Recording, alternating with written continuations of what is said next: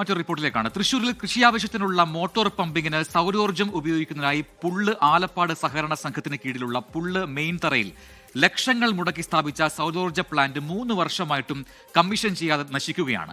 Plant commission ചെയ്യാത്തതിനെക്കുറിച്ച് അനേട്ടിനോട് വിശദീകരണം തേടാൻ ജില്ലാ കോൾ ഉപദേശക സമിതി യോഗം തീരുമാനമെടുത്തിട്ടും 1 വർഷം കഴിഞ്ഞു. ഇതോടെ കോടിക്കണക്കിന് രൂപയാണ് വെള്ളത്തിലായിരിക്കുന്നത്. കോടികൾ വെള്ളത്തിലായെന്ന് പറഞ്ഞു കേട്ടിട്ടുണ്ട്. പക്ഷേ തൃശൂർ പുള്ളിലെത്തിയാൽ അത് കണ്ടറിയാം. 1/2 കോടിയിലധികം രൂപ ചെലവഴിച്ച് നിർമ്മിച്ച സൗരോർജ്ജ വൈദ്യുത പ്ലാന്റാണ് എനിക്ക് പിന്നിൽ കാണുന്നത്.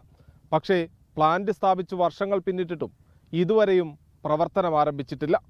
കൃഷിവകുപ്പിന് കീഴിൽ തൃശൂർ പൊന്നാനി കോൾ മേഖലയിൽ 100ഓളം പ്ലാന്റുകൾ സ്ഥാപിക്കുന്നതിന്റെ ഭാഗമായാണ് പുള്ളിൽ സൗരോർജ്ജ പ്ലാന്റ് സ്ഥാപിച്ചത്.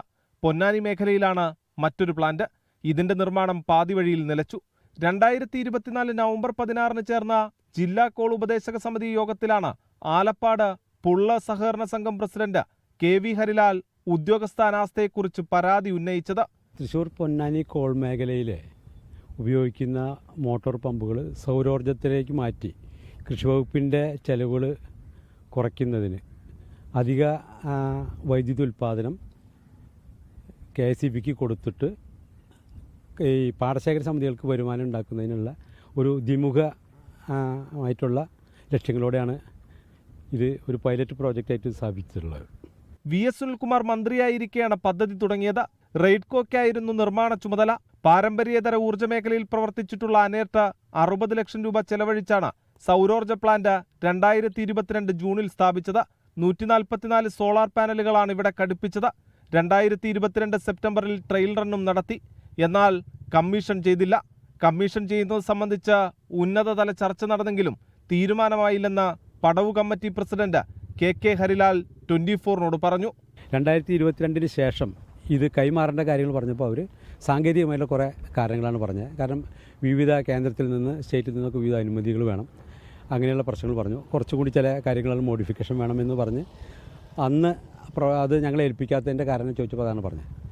അങ്ങനെ വലിയ പ്രതീക്ഷയോടെ സ്ഥാപിച്ച ഈ പദ്ധതി പിന്നീട് അത് അങ്ങനെ മുന്നോട്ട് പോകാതെ അങ്ങനെ ആണ് ഉണ്ടായത്. അതിനുശേഷം ഞങ്ങൾ അന്വേഷണം നടത്തിയപ്പോഴാണ് പറയുന്നത് ഇത് ഈ അനർട്ടിൻ്റെ ഭാഗത്തുനിന്ന് യാതൊരു വിധത്തിലുള്ള താല്പര്യങ്ങളും ഈ കാര്യത്തിൽ കാണുന്നില്ല.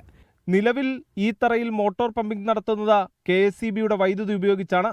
പദ്ധതി റെയ്ഡ്കോ അനേട്ടിന് കൈമാറി കമ്മീഷൻ ചെയ്യാതെ വെള്ളം പമ്പ് ചെയ്യാനാകില്ലെന്നാണ് ഉദ്യോഗസ്ഥർ പറയുന്നത്. കോൾപ്പാടത്തെ വെള്ളം വറ്റിക്കുന്നതിന് 1 മാസം മാത്രമാണ് ഈ വൈദ്യുതി ഉപയോഗിച്ച് പമ്പിംഗ് വേണ്ടിവരിക. ചുരുക്കത്തിൽ പറഞ്ഞാൽ കർഷകർക്ക് മാത്രമല്ല KSEBിക്ക് കൂടി ഉപകാരപ്രദമായ പദ്ധതിയാണ് ഇങ്ങനെ വെള്ളത്തിൽ മുങ്ങിത്താഴുന്നത്. അധികൃതർ ഇനിയെങ്കിലും കണ്ണു തുറന്ന് കണ്ടേ പറ്റൂ.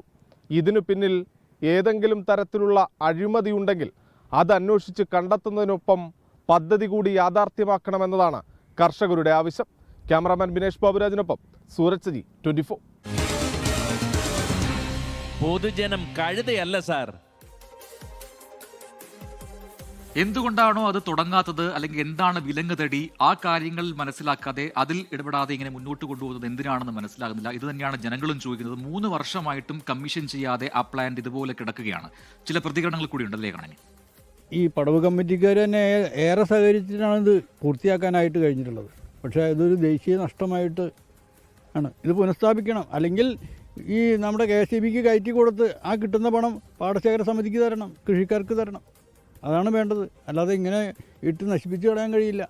ഇതിൻ്റെ പ്രയോജനം ഈ 370 ഏക്കർ കൃഷി വരുന്ന ഈ പടവിൻ്റെ കൃഷിക്കാർക്ക് ഉപകാരപ്രദമായി ഉള്ളതാണ്. അതുകൊണ്ട് ഇത് എത്രയും വേഗം പ്രവർത്തിപ്പിച്ച് ഇതിൽ വരുന്ന 4 മാസമാണ് അല്ലെങ്കിൽ 5 മാസമാണ് നമുക്ക് ഈ ഇതുകൊണ്ടുള്ള പ്രയോജനം.